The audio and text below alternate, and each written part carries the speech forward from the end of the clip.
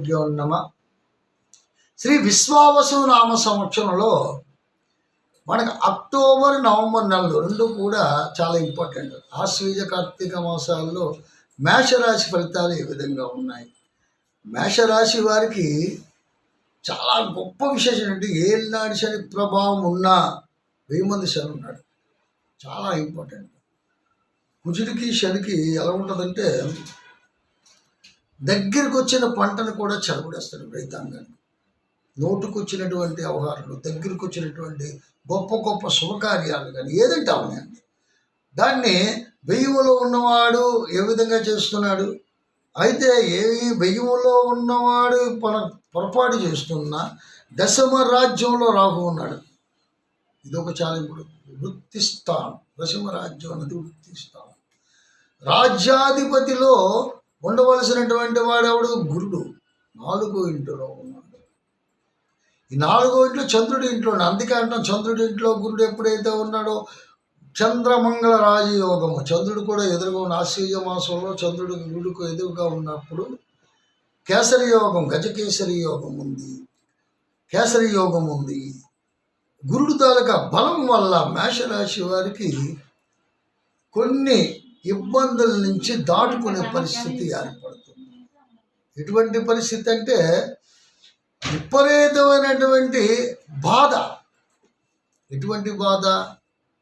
కష్టకాలం, ఊహించలేనటువంటి కష్టకాలం సంభవించిన వాటిని అధిగమించి అవి ఛేదించుకొని సుపరిణామాన్ని చోటు చేసుకుంటుంది. అపవాదులు వచ్చినా ఇక్కడ వ్యయంలో శని ఉన్నాడు, లేని నిందలు వస్తాయి, అపవాదులు వస్తాయి, అనుకోలేనటువంటి ఇబ్బందులు కలుగుతాయి.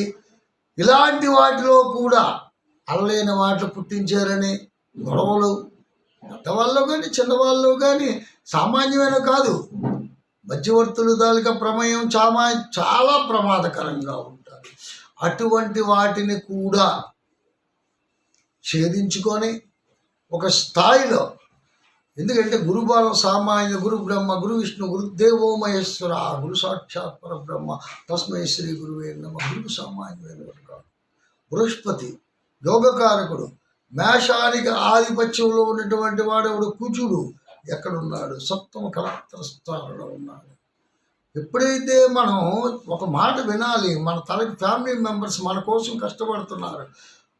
భార్య అయితే భర్త మాట వినాలి, భర్త అయితే మేషరాశిలో భార్య అయిందనుకోండి భర్త మాట వినాలి, భర్త మేషరాశిలో ఉన్నాడు అనుకోండి భార్య వినాలి. అలాగా భార్యాభర్తల తాలూకా వాదోపవాదాలు కాకుండా ఐక్యతగా ఉండాలి. ఉన్నట్టుగైతే కొన్ని కార్యక్రమాలు దిగ్విజయంగా పూర్తి చేయగలరు.